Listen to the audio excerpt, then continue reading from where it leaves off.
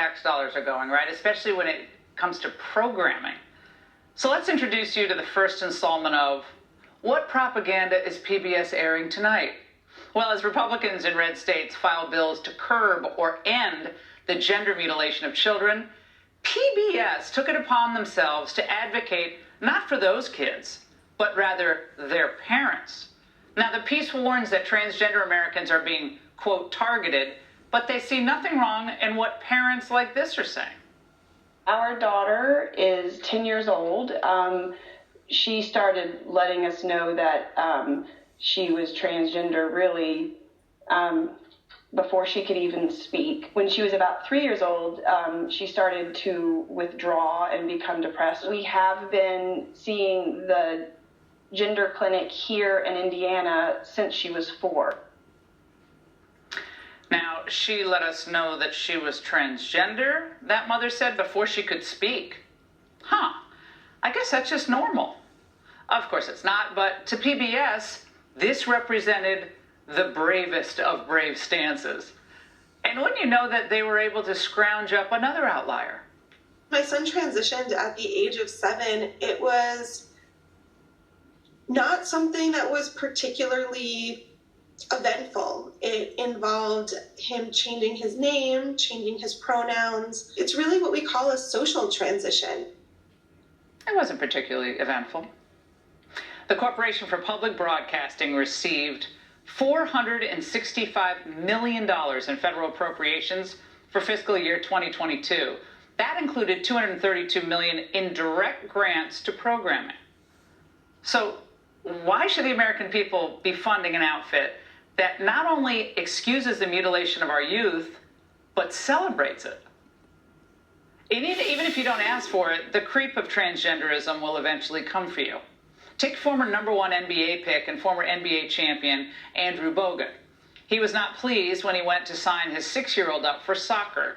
He tweeted out a link of the Sheet's gender menu, which offered 4 options: male, female, non-binary gender, fluid, and gender identity not sufficiently represented.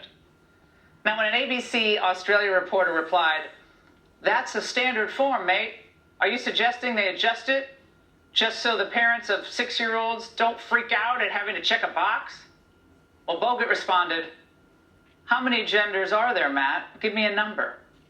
Joining me now is that former NBA player, Andrew Bogut himself. Andrew, thanks for being with us tonight. Now, Football Australia responded saying the registration reflects their game's, quote, diversity and inclusiveness. Your response to that? Yeah, the biggest misnomer of our times is inclusive. As soon as you hear that word, it's not inclusive. These are 6-year-old kids.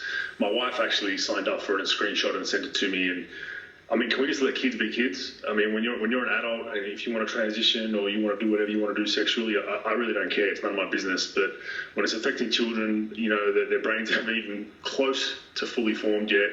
And as you said in your intro, it's baby steps, it's inches of pushing this stuff. And the excuse of, oh, why should a web developer now develop a separate drop-down menu for kids? Yeah, it's quite simple. So if they put in their age and they're under 18, it shouldn't have all those options. I mean, the other options that probably need to be there for my 6-year-old are Incredible Hulk, Spider-Man, Superman, Batman, and the list goes on, right? Well, it seems, Andrew, that the point of this is to, as we heard in that setup in the PBS programming, the setup is it's normalizing something that, you know, I would say the majority of Americans, I don't know about Australians, think it's not their values, it's not what they want represented in their families, but the children are made at school and in sports to celebrate it and affirm it, not just tolerate it, but affirm it. So that's where the propaganda angle comes in.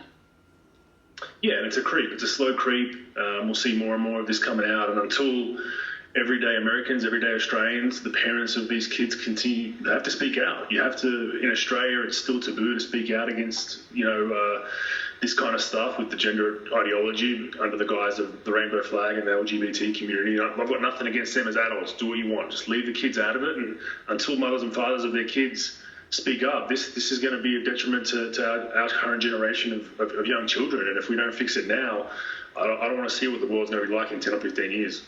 Well, Andrew, I think they're linking this oftentimes with toxic masculinity. And, Australia, New Zealand, known for kind of burly guys and strong guys. Not that you are, Andrew, but, most men from there. But that's now considered a bad thing. That's a stereotype that they want to do away with and say that's damaging to kids and women, the manly man, the he-man kind of, So I think that's part of what's going on here. Just obliterate all that.